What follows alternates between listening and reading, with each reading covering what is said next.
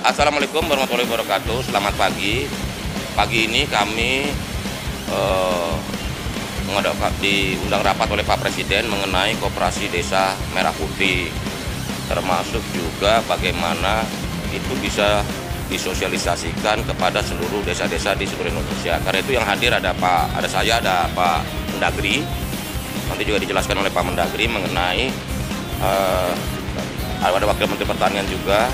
Bagaimana konsepsi yang pasti gini, keberadaan Koperasi Desa Merah Putih itu yang pertama itu untuk kepentingan masyarakat desa.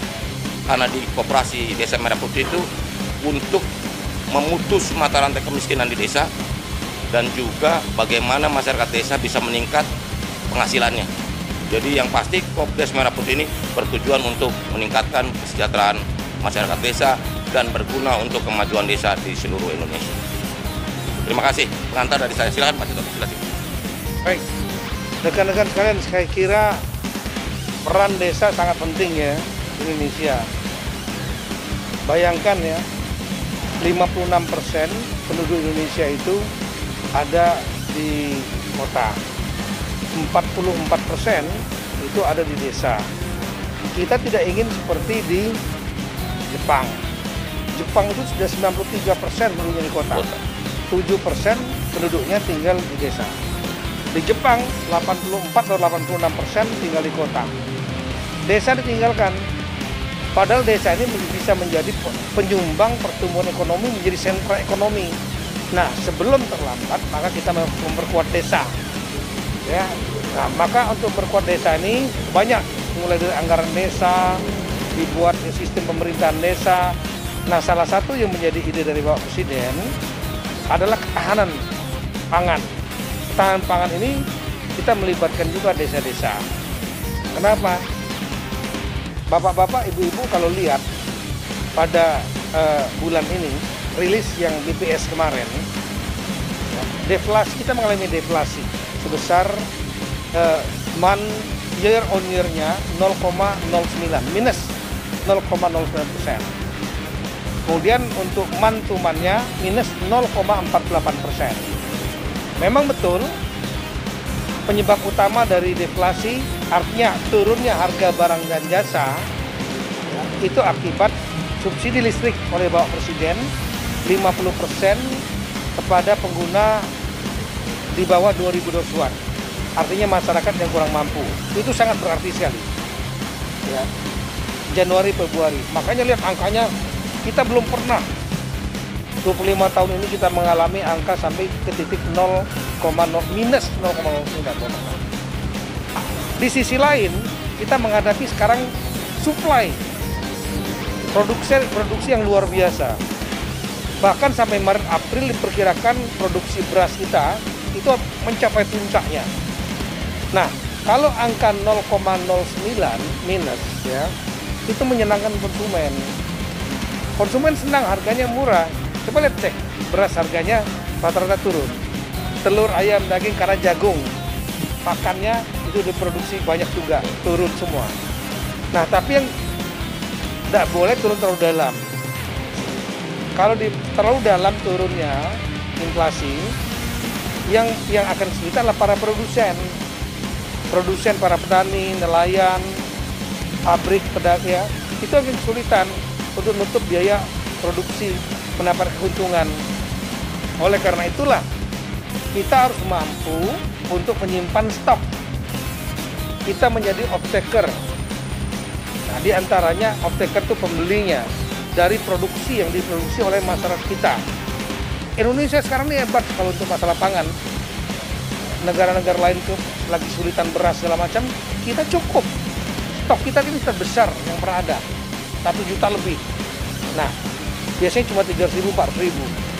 Nah, sekarang bagaimana untuk menjaga agar stok ini bisa terserap dengan harga yang wajar. Jangan harganya jatuh. Nah, di antaranya adalah dengan membentuk koperasi di setiap desa.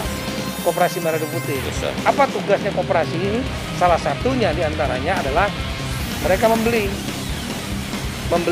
ada cold storage-nya untuk menyimpan, ada gudang grey segala macam, ya, apotek, Jadi one stop system ini, ya, one room system. One stop solution. Ya, ada kliniknya dan lain-lain, sehingga diharapkan, ya, diantaranya untuk masyarakat ketahanan pangan dapat diserap oleh koperasi-koperasi desa ini, sehingga tidak diambil terjual murah karena harga turun, dengan harga yang sudah dipatok oleh pemerintah. Nah, koperasi ini perlu dibentuk semua desa, dan nanti kita akan sampaikan kepada desa, dan juga akan kita sampaikan ada dukungan dari pemerintah nantinya, diantaranya dari Bank Himbara, ya, kalau saya nggak salah sekitar 5 miliaran dibutuhkan untuk kepentingan itu, cold storage, gudang dan lain-lain, manajemen dan lain-lain, 5 miliaran. Nah, baik, ini menguntungkan desa. Desa ada yang punya anggaran cuma 1 miliar tahun, ada yang 3 miliar, saya tahu ada yang lebih dari itu juga ada, seperti di Bali ada yang 50 miliar dari pariwisata dan lain. Tapi ini secara umum nanti akan ada anggaran dari berupa pinjaman dari bank. Nah, nanti kan dengan koperasi itu bisa membayar nantinya, cicil, akan menguntungkan. Nah, kira-kira seperti itu, sehingga kita perlu melakukan, kami akan Bapak Menteri Koperasi, kami Mendagri, kami Menteri Desa, kita akan dialog dengan teman-teman kepala desa, asosiasi kepala desa, asosiasi perangkat desa, asosiasi badan musyawarah desa, supaya mereka betul-betul memahami pemikiran dari Bapak Presiden. Dan ini untuk kepentingan semua bersama, pasti menguntungkan desa. Oh, iya. Jadi intinya gini, Pak Presiden tadi sampaikan, Koperasi Desa Merah Putih ini untuk memutuskan rentenir, tengkulak, ya, pinjaman online, yang menjerat dan menjadi sumber kemiskinan di desa-desa. Dengan adanya Koperasi Desa Merah Putih yang salah satu unitnya ada unit simpan pinjam, masyarakat desa jauh lebih terbantu dari sisi pendanaan dan juga tidak terjerat lingkaran setan kemiskinan. Itu karena utang berutang, tumpuk, gali lubang tutup lubang, itu kan tradisi yang juga mau dipangkas. Karena itu kami sampaikan bahwa Koperasi Desa Merah Putih ini memang bertujuan untuk membawa kemajuan bagi desa dan meningkatkan kesejahteraan masyarakat desa. Gitu ya. Saya mau nambah satu, jadi bayangan ya, seperti yang disampaikan beliau tadi. Di tengah. Yang disampaikan beliau tadi masalah pinjol, tengkulak, segala macam. Rentenir itu kan perorangan. Yang secara hukum akan sulit diminta pertanggungjawaban. Dan mereka terjebak di situ. Dan gak ada bargaining, gak ada kekuatan bargaining, posisi tawar para petani. Nah, koperasi ini hadir sebagai mewakili negara. Negara hadir untuk menyelamatkan mereka, memutus jangan sampai mereka tergantung kepada tadi pinjol, tengkulak, rentenir yang nggak bisa dipertanggungjawabkan secara hukum. Kalau dengan koperasi kan jelas transaksinya. Itulah kehadiran negara ini akan menyelamatkan mereka. Tadi itu anggaran 5 miliar tadi maksudnya disalurkan oleh bank untuk pinjaman ke koperasi. Nanti skema keuangannya gini. Nanti skema keuangannya nanti berikutnya. Soal skema keuangan, desain gudang. Karena di Kopdes Merah Putih itu nanti ada 6 outlet tuh. 1 outlet gudang, 2 cold storage, 3 kantor koperasi, 4 apotek hidup, apotek desa, 5 klinik desa, 6 unit simpan pinjam. Begitu. Nanti skemanya masih dihitung kan. Setiap desa kan kondisinya beda-beda. Karena dari pemetaan ini sekarang ada desa pertanian, desa perikanan, dan DA kelurahan yang sudah agak kota, desa yang agak kota. Maksudnya udah suasana udah kota tapi statusnya masih desa. Nah, 85% desa itu pertanian, sedangkan 15% itu agromaritim lah gitu. Gitu. Tapi negara bakal ngasih pinjaman ke koperasi, Pak? Jadi gini, inilah bentuk dari kepedulian negara untuk membantu.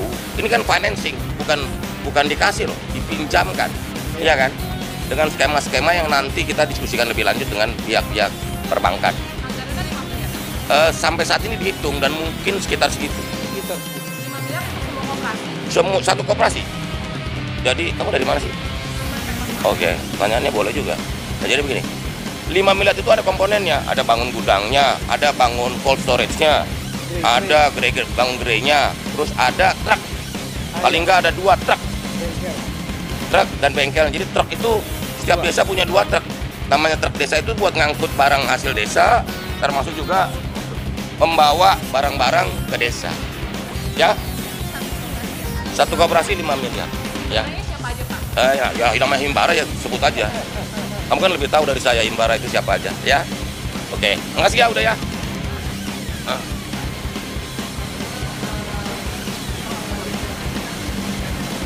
Gini, skema-skema pembiayaan nanti didetilkan. Tapi prinsip-prinsip ini dulu, prinsip-prinsip pembentukan koperasi desa Merah Putih itu seperti itu.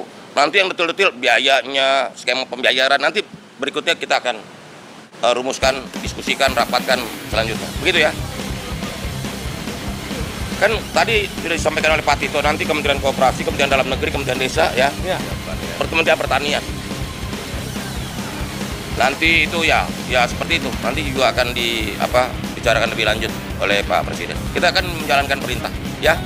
Oke. Oh enggak, kita harus sosialisasi kan.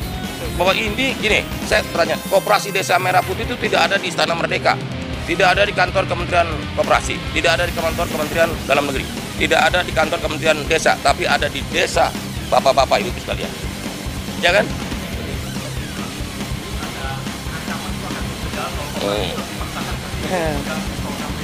Ini Pak Mendagri yang jawab nih. Ya. Sudah dibahas tadi. Jadi memang nanti kita akan melakukan diskusi.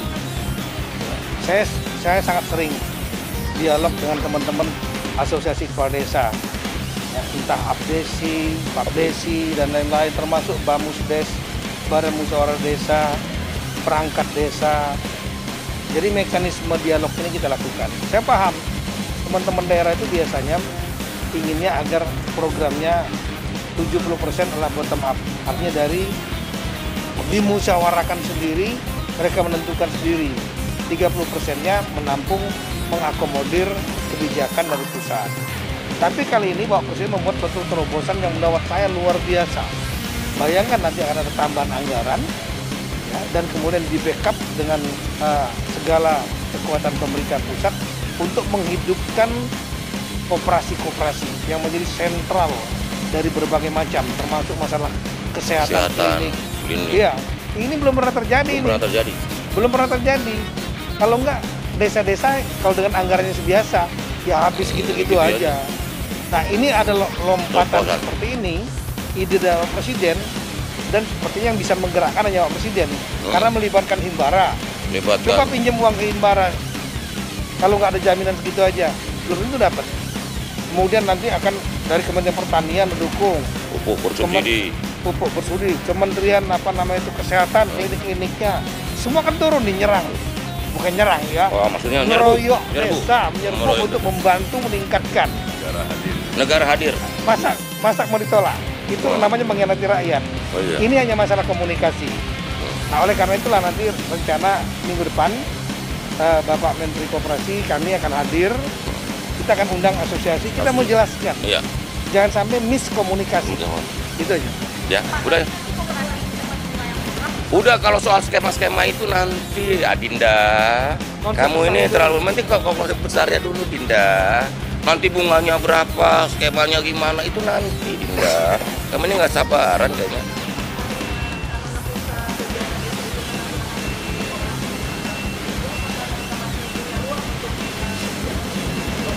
Gini loh, di desa itu punya 2 asas, 1 asas rekognisi, 2 subsidiaritas. Itu tetap bahwa pengakuan atas desa dan bahwa desa punya kearifan lokal masing-masing desa pasti dong. Cuman ini kan Kopdes ini benar-benar basic need ya, kebutuhan dasar warga negara, kesehatan, makanan, sembako, gitu loh, permodalan dan sebagainya. Jadi nanti jangan dikompetisikan. Ini justru melengkapi dan sangat berguna buat masyarakat desa. Ya itu aja ya.